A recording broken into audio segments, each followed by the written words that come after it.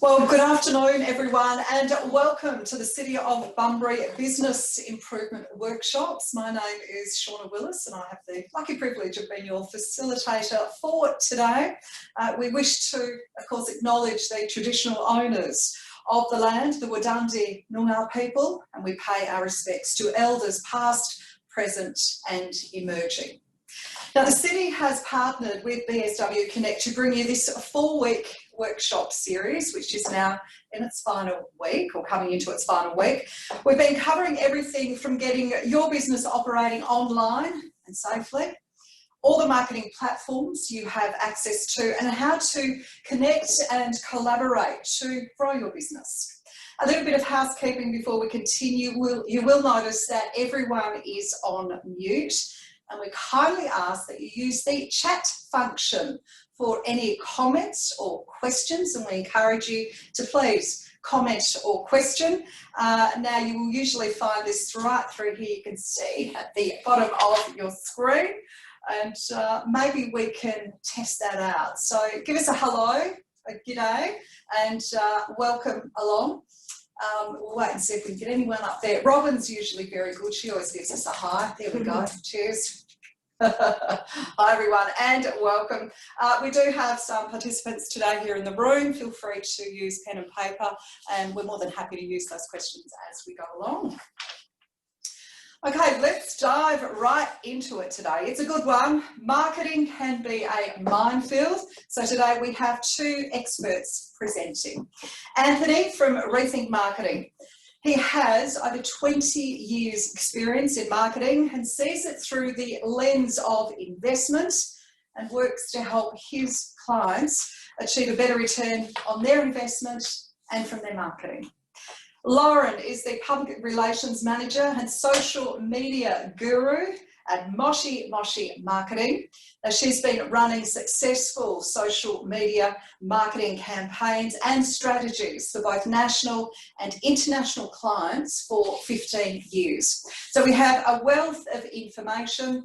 I'm going to hand over now to Anthony and to Lauren. Thank you very much. Thank you very much. Well, good morning, everybody, and welcome to this session. What we're looking to provide today is some insights into generally how marketing has changed and what things you can start to do in your own businesses. But I think before we get into the depth of it, we need to take a step back and look at where the world is today from a marketing's perspective. And the way that we've marketed for the last 100 years is perhaps no longer as relevant in today's world. If we go back 10 or even 20 or perhaps 50 years, there was a limited number of mediums which people could see. And there was a limited number of places where your ads would be presented. So when you put an ad in the newspaper and people saw it, or you placed something in the yellow pages and your customers saw that first and foremost when they were looking for a product and category or service category, we popped up and did business comfortably. Now that same mentality that we used to work with limitations is perhaps not as relevant today when your average person sees more than 10,000 ads. I'll say that again. Your average person is seeing 10,000 ads a day. And if you think about that huge number of 10,000 ads that we've seen across the day, and start to think about from the moment you've got out of bed, there'll be 3 or 4 promoted posts on your phone if that's the first thing you've done. You'll visit the news site and there's half a dozen ads down the side of the news and maybe some along the bottom. You jump in the car and drive into town and there's 500 signs that you drive past while the radio's playing an ad as well. And ask yourself the really important question, how many of all of those ads have you actually remembered? How many struck you at a chord and caused you to interact and perhaps engage with that business? And how many of them were just flushed down the toilet of wasted ad spend that have applied to you in that day? So the way we've done marketing for the last 100 years is really no longer as relevant today. I quite enjoy the television series Mad Men, and you look at the way that Don Draper and the company presented products as, and advertising in that decade. And look at if we tried to use those techniques today, many of us still feel compelled to work that way. It's no longer as relevant in a world with infinite choice.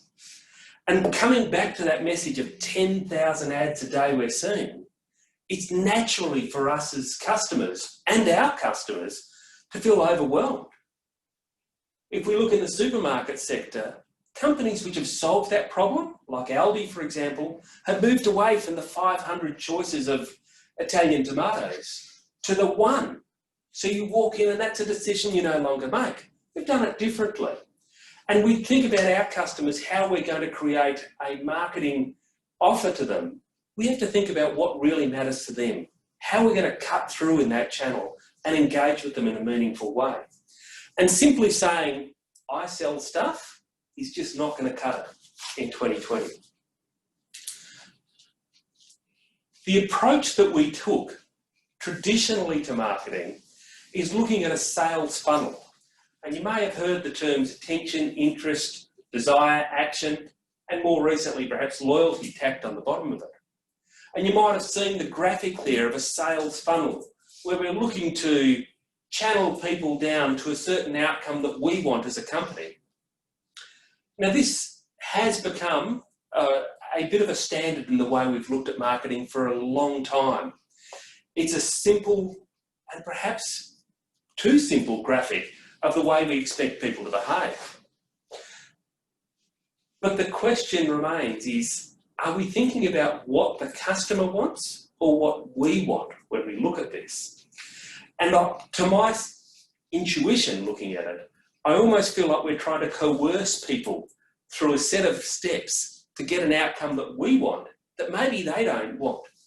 And this is where that traditional approach of marketing, using a funnel type graphic or a funnel mentality, is maybe not as relevant in today's world.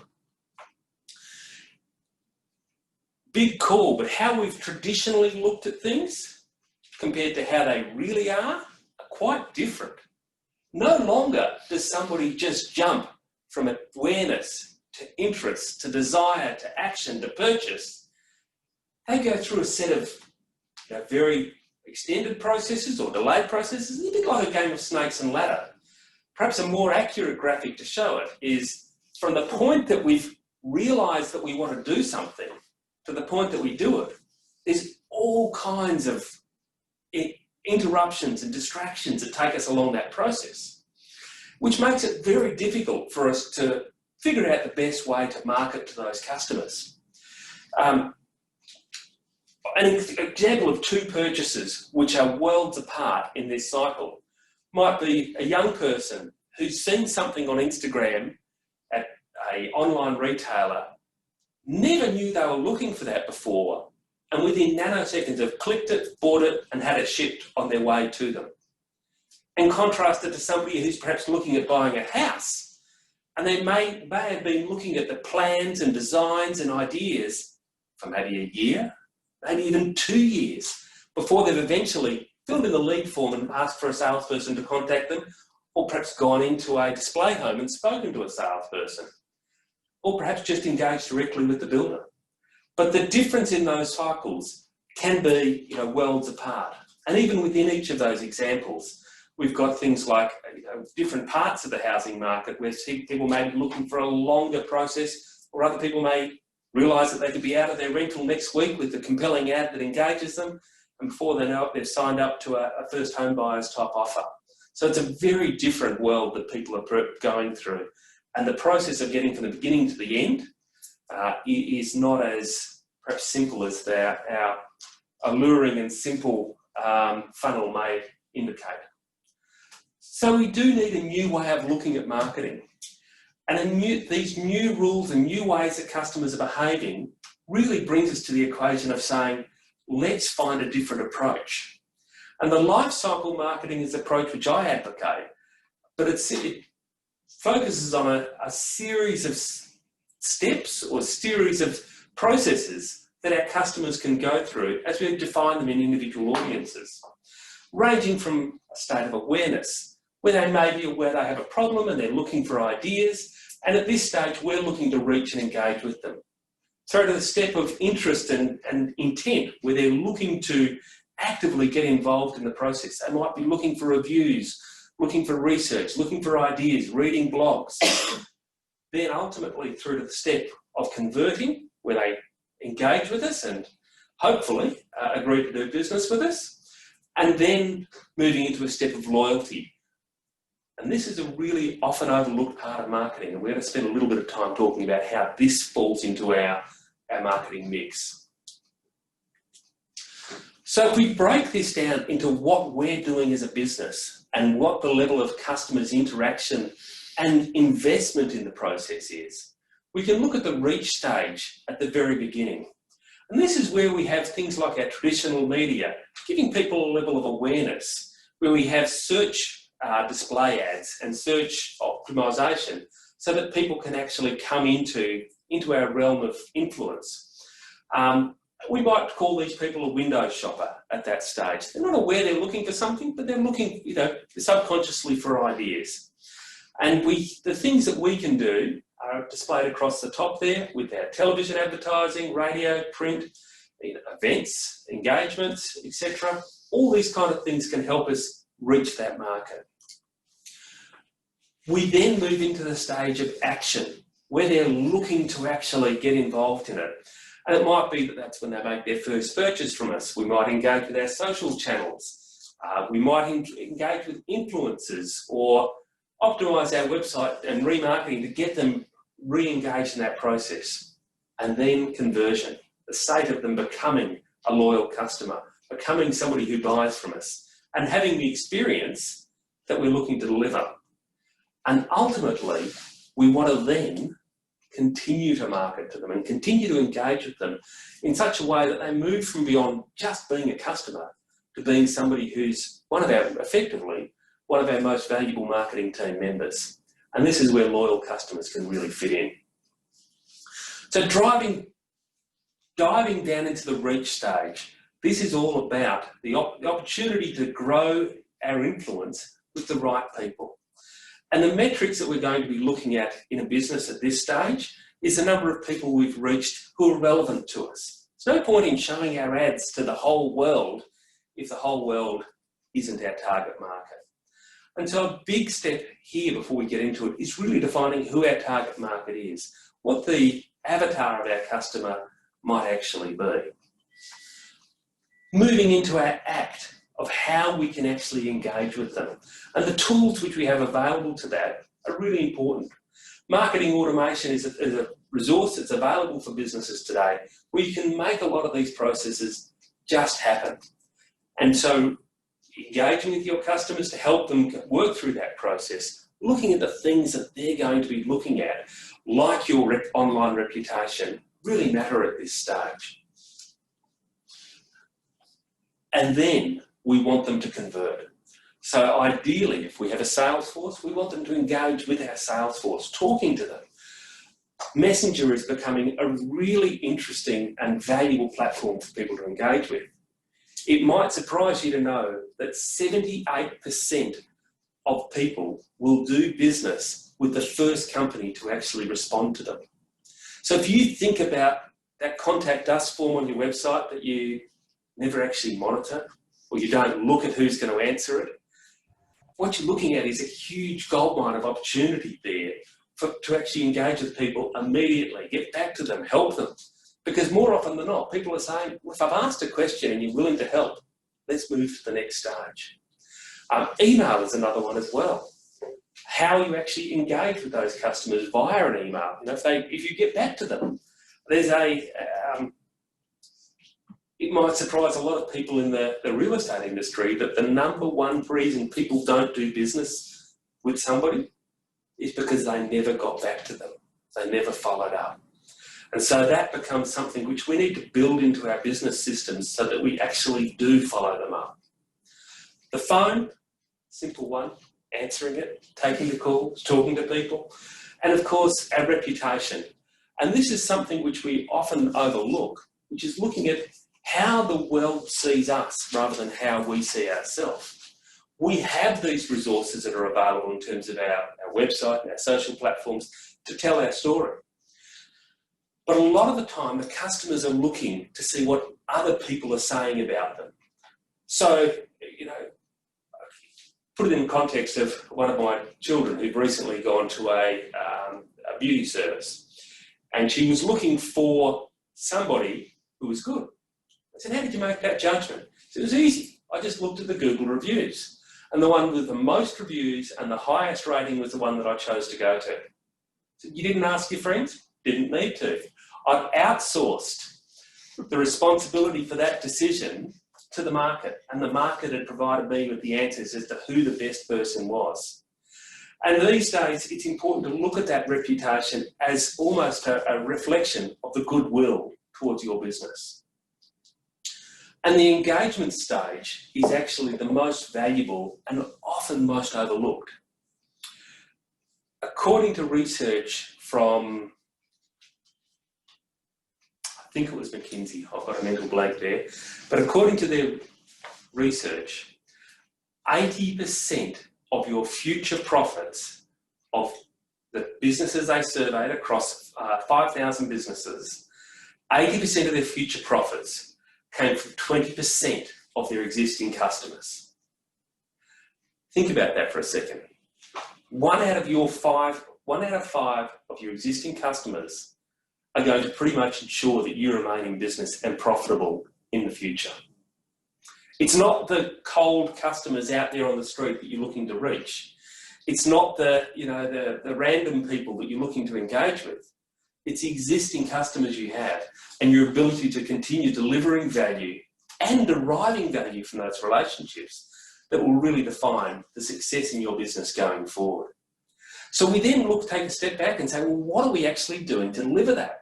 What are we doing as a business to re-engage with those customers, to keep them loyal, to add value to their life? And this needs to be at least a quarter, perhaps even a half of your total marketing effort is focusing on those people who are already in your tribe. So looking at the total life cycle as it fits in there, we think this brings a new approach which joins together all of our marketing efforts, recognising the way that people behave differently today. Now, utilising the tools that we have to integrate into this approach, rather than trying to coerce and push and influence people perhaps in ways they don't want to be, the right technology and the right approaches these days can deliver some really solid results. We encourage you to have a look at this, give it some thought, and we'll provide some further resources there for you on it. I will introduce you now to Lauren, who's going to provide you with some terrific insights into marketing 2020 and beyond. Thank you, Anthony.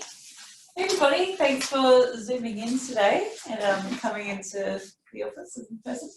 I'm Lauren. I work at Washy Washy Marketing as the Public Relations Manager and Social Media person. And I'm here to talk about what Anthony touched on with how the scope of marketing in 2020 has changed and what you should be putting your efforts into going forward. So for 2020, everyone could probably agree that it's been a bit of a nightmare for businesses with COVID-19, and the effects of that were some pretty immediate jumps to online from brick and mortar stores. And it also really highlighted the need for good communication between brands and their customers. Like Anthony was saying before, we've definitely moved from a traditional sales funnel into a life cycle. So things like loyalty are just as important as reach. And I'll be running through how to reach out to people and also keep them as retention customers. Okay, so I'm sure everyone has heard of social media by now. It still gets a bit of a bad rap. A lot of people think that it's a time waster, but it really is not. It is so important to have social media as part of your marketing for your brand.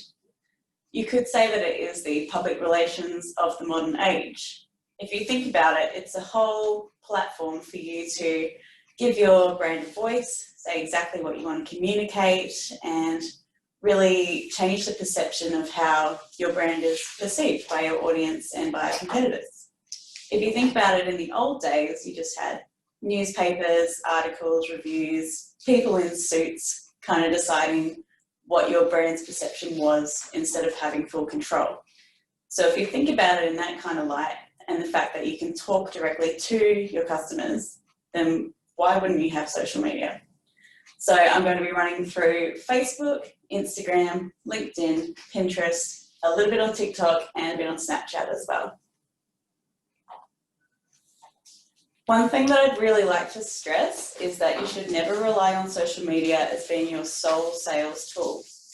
It is a great platform for brand awareness and creating the reach that Anthony was talking about, and also to communicate with your audience, but you shouldn't rely on it solely for sales. It's good to have something else in conjunction with it as well.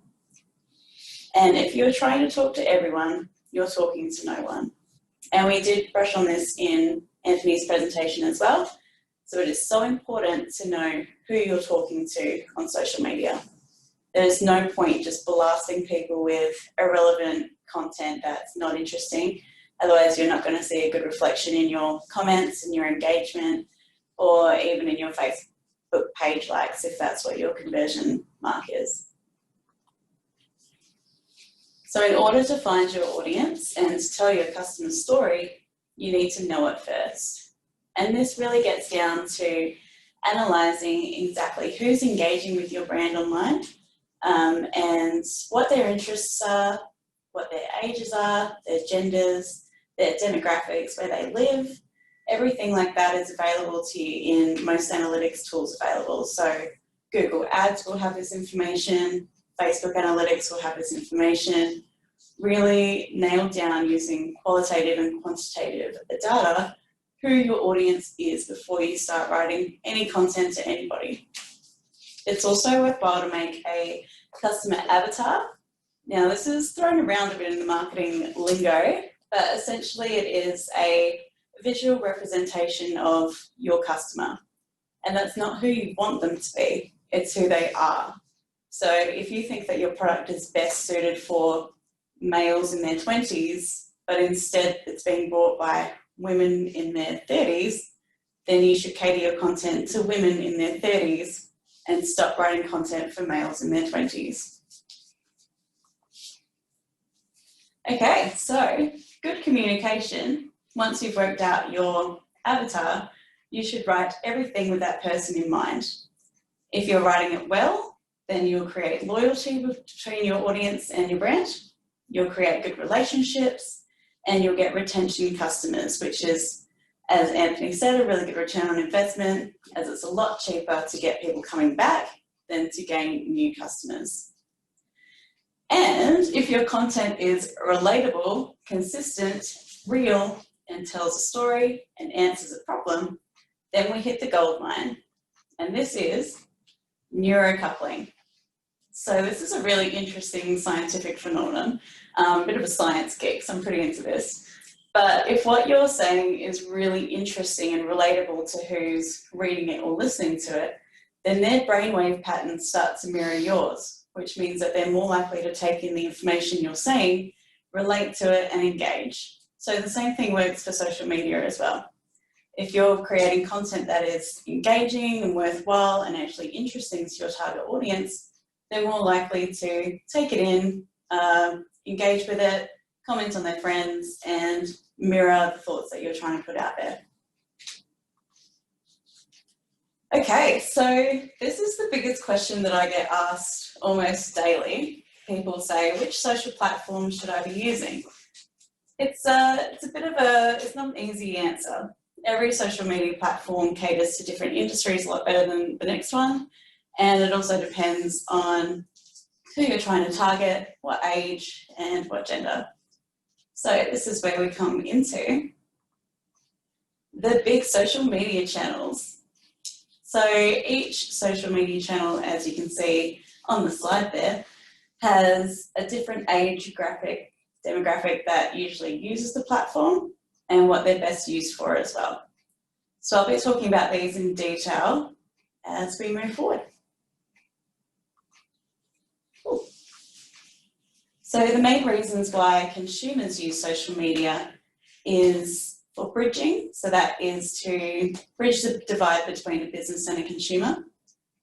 To bond, so to share intimate, real-time stories between consumers and consumers. To communicate with new brands and new people. To discover new brands, and also to take action. Okay, Facebook. This one is a personal favourite.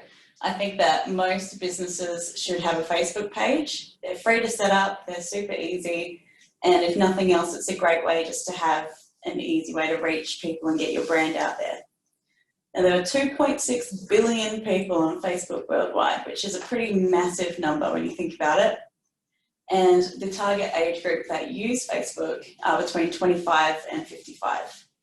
So that might sound a bit interesting, as people usually think that the younger crowds are on Facebook, but it's actually shifting. So the younger people are more interested in showing their face on short video snippets like Snapchat and TikTok, instead of having to actually write out a status like you do on Facebook, which is, it's understandable, I guess. And the over 55s are quickly taking up Facebook as a result of isolation and quarantine from COVID-19. So it's going to be really interesting to see how that goes. But if your customer avatar is in the 25 to 55 age group and your product is quite visual, then I'll definitely have a Facebook page. Video is still outperforming still image as well. So any video content you have, put it on Facebook. Strategically. Okay, if you don't use paid advertising on Facebook, you only have a 6.4% chance of making it onto someone's feed, which is pretty small. Paid options for advertising that you have include boosted posts, so you might see these as sponsored posts on your feed. Paid ads, which you can choose separate goals for, so it might be for lead generations or conversions. Facebook shops, which were introduced this year. Stories, which is pulled through from Instagram. Video content, you can also promote events, and you can create polls as well. So it's really effective, and costs are still quite low after the COVID-19 pandemic that was here. Facebook also gives you a great look at insights and analytics, so you can really get down to the nuts and bolts of who's looking at your page and also clicking on your ads. So as you're going through, if you have an ad running and you see that it's performing really well with a certain demographic, you can edit the ad so that it doesn't show to the rest of people, making it a really cost-effective method of marketing. Okay, Instagram. I'm sure most of you have an Instagram or know what Instagram is. It's also highly visual, and video is still outperforming still images as well. So the people most likely to post, if you're a Gen Z or a millennial, it's you. And the most likely to consume are millennials and Gen Xers, which is a bit of a surprise. So Gen Xers out there, if you're a woman, only speaking because I'm a woman and I know how this works, you're lying in bed at night, you want to flick through your Instagram feed while you're falling asleep. Does that sound relatable? Yeah. Okay, so we're pretty big consumers of Instagram, and it's also highly visual, as I said before. The main movement that's happening with Instagram in 2020 is that captions are becoming increasingly important. So people are really focusing on storytelling this year and moving forward. So the more engaging your caption is, then the more likely it is to receive engagement. So younger generations are more confident sharing through full screen formats rather than posts. And what this means is that the Gen Zs, who are very active on Instagram posting, are posting to stories. So the best way to reach them would be through story advertising. And if you are in an industry which either sells fashion, anything to do with babies and families, you can't sell babies obviously, anything to do with love and relationships, and anything to do with travel, then you should 100% be on Instagram. This should be your primary focus of social media. These enable you to have highly visual posts and really exciting content as well. So a lot of people who've flown to Bali and they've got photos of themselves on a beach always do well. New fashion items, you get the gist. So those 4 industries there, get on Instagram. Now, Instagram has this little feature, which I don't think many people are aware of, but the more followers that you have, the more advertising options you have available to you. So if you have over, I think it's 1,000 followers, then you are open to influencer marketing, which means you can then apply to have influencers promote your products for a price. It also allows you to have swipe up experiences, which means people can literally swipe up on your photo and click on the things that they want to buy or fill out their information and get led straight to the product that they want. It also gives you Instagram for creators, which is like a little creative hub for Instagram to come together and sell content to other Instagram accounts as well. Now, if you're not quite at the 1,000 level and you still want to have some paid advertising options, you can still do instant experiences, Instagram shops, shopping ads, influencers using third-party apps, which will connect you to the right influencer for your product. And obviously, the more fans that they have, the more expensive it's going to be. You can also do carousel ads and stories and ad placements. Okay, so that's Instagram. Well, not quite yet. So we've also had some more additions as a result of 2020 to Instagram stories, including engagement boosting stickers such as gift voucher links, shares, and instant menus which pop up. You can also do Instagram stores now, although you can't check out yet, only in America, but it should be coming to Australia soon. Instagram Reels got reeled out a couple of weeks ago, and it's pretty damn fun. And Instagram for creators came in 2020 as well. So very excited to see what's left for the rest of 2020. Okay, the big boy, LinkedIn. So this is best for businesses trying to sell to other businesses. It's very corporate, and the language that you want to use is very different to say what you would comment on Instagram. So you're not going to be like, looking good, boo, you go girl. You're going to be like, wow, that article was really factual and interesting, thank you. So the people most likely to post on LinkedIn are creative professional services, business management services, and really any business that wants to get in front of another business. The people most likely to be on LinkedIn are other business professionals, usually over 30. It's always really important to go back to your avatar and think that, are they going to actually be using this platform? It's best for lawyers, accountants, commercial photographers, recruiters, realtors, CEOs, management software companies, and it's going to be absorbed by people who are in higher roles, more corporate roles. These are your paid advertising options available to you. And there are also rumours of LinkedIn stories happening this year, which I'm very interested to see how that goes. I can't see a lot of people who use LinkedIn having the time to go on stories, but we'll see how that rolls out. And again, always think back to your customer profile or avatar. Am I posting something that is relevant? Is it interesting to them? And is it consistent with the rest of my brand tone as well? Okay, Pinterest. Pinterest is often forgotten about, but it's a really good marketing tool for social media. It's best for brands trying to connect to customers again, and it is very, very visual, as you can see. And ads with movement perform really well.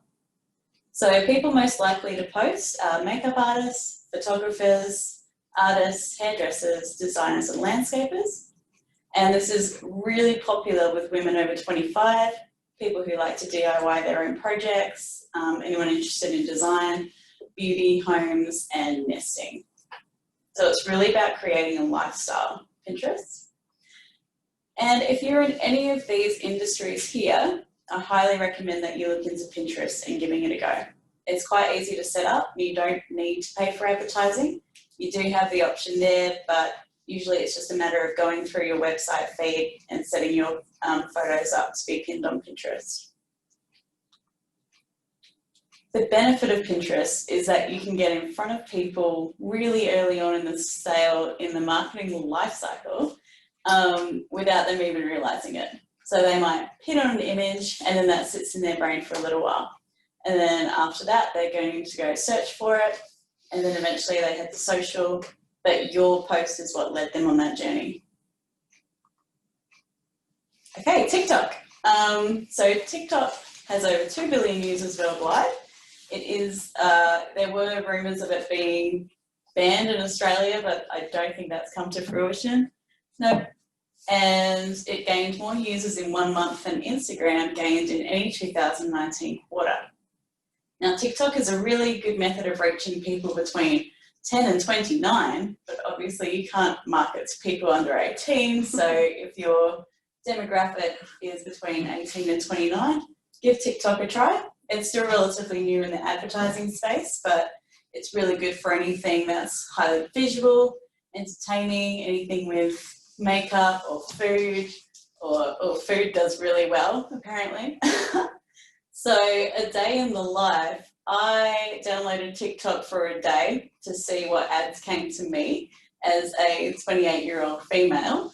And I was bombarded with ads for matchmaking services, thanks TikTok, mental wellness apps, fashion and makeup, and takeaway, and also a photo printer because I'm also a photographer. So it definitely is good at interest targeting from the looks of it. Which brings me on to Snapchat. Snapchat are really quick snippet ads, so they're vertical video usually, and every minute 2.1 million snaps are created on Snapchat. Now Snapchat users are typically really young as well, so between 13 and 24 is the primary age gap. So if you're thinking of advertising on Snapchat, make sure that your ads are quick and can hold a short attention span demographics attention. Okay, so yeah, clear, straight to the point ads that are visually engaging, and things like takeaway, fashion, and grooming are quite popular on Snapchat ads.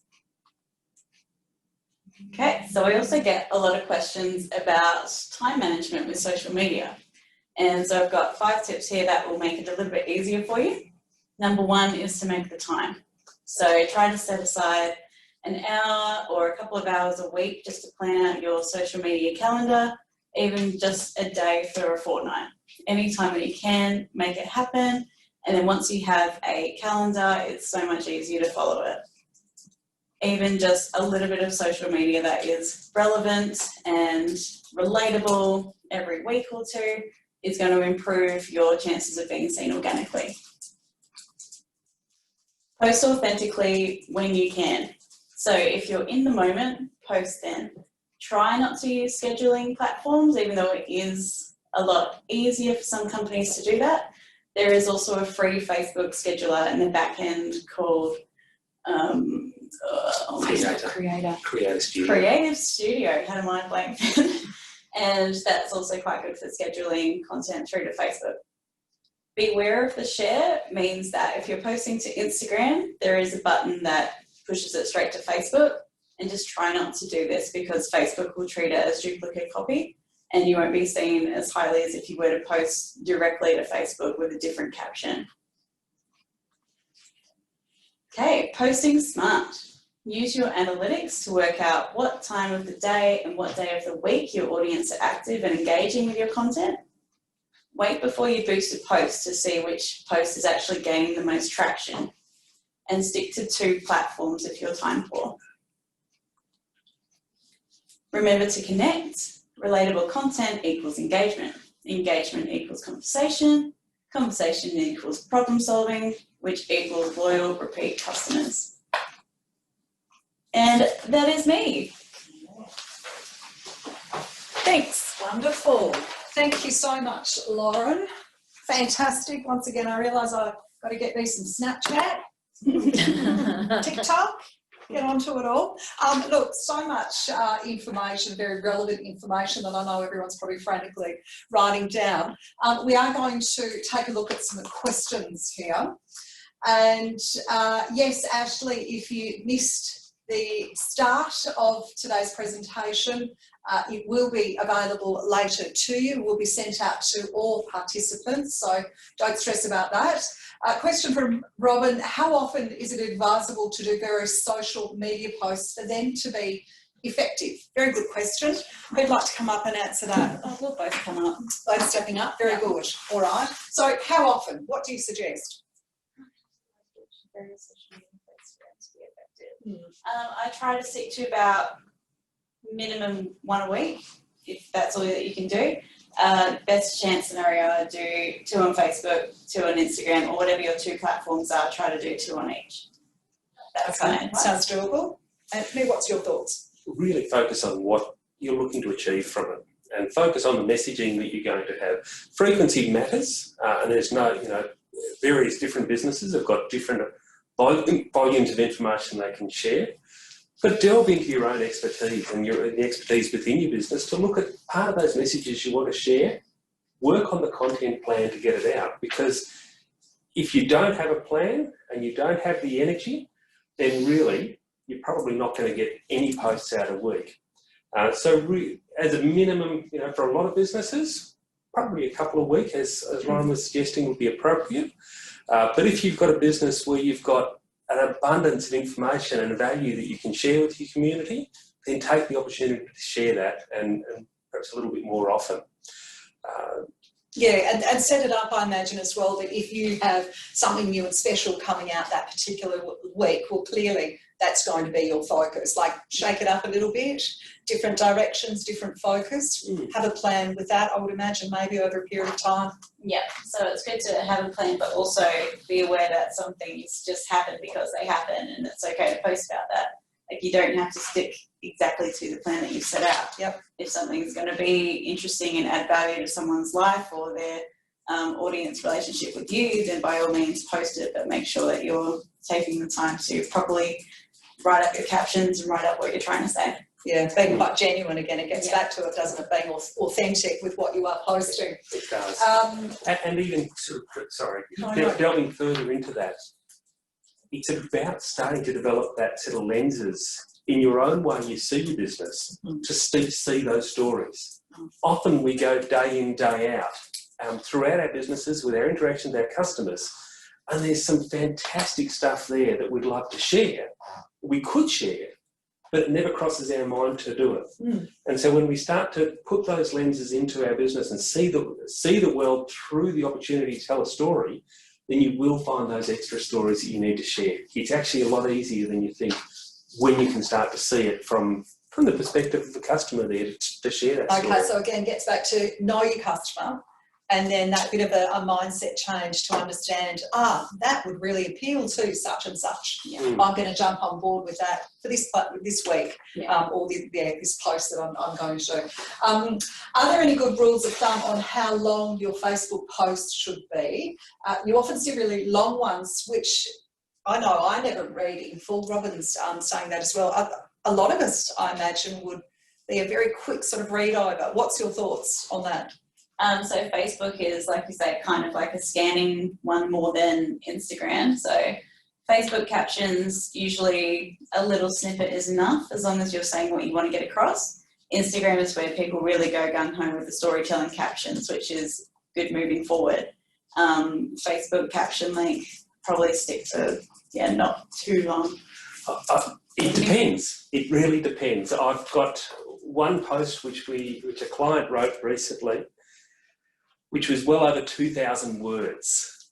It's nuts. It was an essay of epic proportions, but it was really well written, and it had the call to action towards the bottom of it, which meant that only the people who got there would have engaged with it and acted on it, which is exactly what they wanted to do. They wanted to use it as a filtering opportunity. But it told a story, it was well written, and it kept you engaged all the way through, so that the people who they were looking to reach for the longer post engaged and interacted, whereas the majority of people who are perhaps time-starved or didn't get hooked at the very beginning disappeared from the post. So whilst generalisations are generally wrong, there's opportunities there for using longer posts where it's appropriate, where it's, but the majority of the time you are going to want to be fairly short and snappy. And remember that we're appealing to that goldfish attention span that we're all giving ourselves just a couple of nanoseconds to read something. Yeah, so true, isn't it? We have touched on this in the previous workshop where we talked about hashtags. And what is a nice number of hashtags? Because I know people that will do a dozen of them. What's your thoughts, again, on what's a a credible amount of Credible hashtags. amount. You don't want to bombard people with hashtags. I usually only use them for LinkedIn and Instagram and try to stick to about maximum 6 a post, but you want to make sure that they're actually relatable to what your content is about, and you want to make sure that people are actually searching for those hashtags. And hashtags themselves help your Instagram page get found by people who are using the search function. So it's a really good idea to use them, but not to have too many. So I'm going to say maximum 6. I think 6 is a good number to work to, and keeping them, as you say, absolutely relevant to what you're doing. You know, the hashtag YOLO, you only live once, maybe a little bit yesterday, but at the same time, people have got to look at it and say, right, the story I'm telling here, how am I going to engage with people who are looking for that particular hashtag? You know, if I put a picture of a beautiful meal up and, you know, put the hashtag out there, food, it's so broad that the wide world is never going to get to it. Whereas if we brought in something like Entertain Me Bunbury, for example, or hashtag Love Bunbury, you're going to find you've got a much more targeted local type of story. Is that potentially good marketing as well in looking at your local connection in things like hashtags or in other avenues as well? I think so, for sure. Yeah, it's a good way of letting people who live in that area know that you're also in that area. So, yeah, like if you go, Anthony, having a brain fart. It's that opportunity to kind of engage with your local community, because these things bring, if you're looking for the hashtag which has been floating around Bunbury for a while, hashtag Love Bunbury, you'll find a whole bunch of businesses, people, community who share that same value of loving the place where we live. And it's great for that local discovery. Oh, but I was going to say that. Yeah. It's also great for user-generated content. So it means that other places in Bunbury, if you tag them, they can then reshare your content with their page. So it's a good way to get your name out there and collaborate with other businesses around you as well. And again, great source of furthering your business, that sense of collaboration with fellow businesses in your local area. Really good. I do have a couple of other questions here as well. Why do I need to do Google AdWords and Google My Business? Is that one we can discuss? What do you think? Look, Google My Business, in the most simple ways of describing it, is today's white pages. If you don't exist when I can find you in the wide world, you don't exist. It's kind of, you know, if the tree fell in the forest and no one heard it, did it actually fall? But the Google My Business, it's a free service, it's available, and it's pretty much something that every business needs to have some sort of presence on to be found. Ads are a little bit of a different story, and they have relevance there for some businesses and not for others. So the opportunity to appear in your search results a little bit higher than you might do otherwise in an ad section. They're quite different. The organic results, which sit below the fold typically, and the ads that are the main section you see on the screen. Okay. And again, depending on the quality of the page that you're sending them to, the terms that you're searching for, and the relevance there that you're going to go to. So definitely something which may be relevant for many businesses, but you've got to understand how you're going to get a good return from your investment on it. Yeah, okay, very specific with it. All right, we have more questions here. Are there any good rules of thumb on how long? Oh, no, we've already covered that one, haven't we? Yes. Oh, and Robin's just saying she's going to cut out a little bit early. So thank you very much, Robin, for joining us. And she sounded very informative, as we have every week with these great workshops. We're going to look also at radio or print advertising. I mean, we've spoken about these social media platforms and so forth. Is there still a role to play for more of that traditional marketing aspect of radio and television? I think so. I think that in our community locally, we're fortunate to have local media in our marketplace. And that local media brings a cohesive, unified community view of how we see the world and what's happening here. And the opportunity to advertise in those things and be part of that local story is really valuable. And I don't think something that can be, you know, replaced with a much more granular and targeted marketing that perhaps the online platforms offer us. So they should form part of the picture. In the past, they've obviously been 100%, but in today's world, it may be a smaller portion of it, but it is still one of the things that brings businesses and community together. So I think it's still part of the puzzle. Lauren, do you think with a younger demographic and the attention spans and so forth, how do you see that? I don't see it as reaching the younger audiences as much, but it is still a good way to get in front of the Gen Xers and maybe baby boomers as well, who probably maybe aren't on social media. It's still a way to get their attention, stay front of their mind as well. And a lot of offices have the radio playing all day instead of Spotify or their own playlist. So there's always those people that you can reach with radio as well. All right, so again, just being really aware of your customer. Yeah, where your customer sits and what they may be needing. We're going to just recap quickly on some of our key points and add some more if we don't cover it all. Don't rely on one form of marketing alone. Now, whether that be print, radio, social media, or just your website. Try multiple platforms. Good one to recap on. excellent. Having an online presence through a website and social media is critical these days. We have covered that, both of you, looking at, can't be understated, can it? You need that presence. Now, content, again, another one that is a big feature today. Content is about your customer, not about what you want.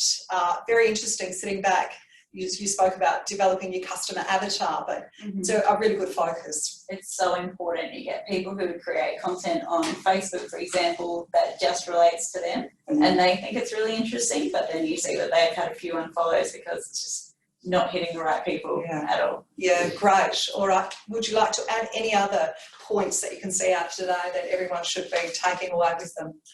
I think one of the big things we often lose sight of is that we're telling a story. Human beings are hardwired to listen to stories. And when we've got a great story to share and we use the technologies and the mediums we've got available to do that, it's almost incidental, the platform that we use to do it. If it's a great story, people will engage with it. And so go take a step back and look at that story, look at how it resonates with your audience, and tell it in a way that's compelling, it's engaging, and it makes people want to be part of that, whatever that thing you're telling is. Saying that I've got this product at this price and it's cheap and you can buy one now, the world's moved on. That's so 20th century. We're into a different paradigm. All right, well, there you have it, some wonderful information today from our marketing gurus. A very big thank you to Anthony, who's from Rethink Marketing, and to Lauren as well from Moshi Marketing. Thank you so much. That was our second last workshop in the Business Improvement Workshop series. Feel free to go and sit down, because otherwise you're just going to be standing here while I continue speaking. There you go. A big thank you to both of them, Anthony and Lauren, today. Yes, they've even got applause here in the room. We'd like to see that. Well done. Now, next week we will be online only and fully interactive as we dive into the business model of the future, connection and collaboration. You'll hear from local business owners on their collaborations and work with Michael Smart from the Business Chamber of Commerce and Industry on ways that you can collaborate and connect in your business. Keep an eye on your emails for an update on next week's workshop and how you can participate. If you haven't registered already or know someone, of course, that might be interested in this, please register at the BSW Connect website, which is lowercase bswconnect.com.au. Well, thank you again to our presenters today and to everyone that has joined us. We hope you have a wonderful day and look forward to you joining us again for next week. Thank you and goodbye.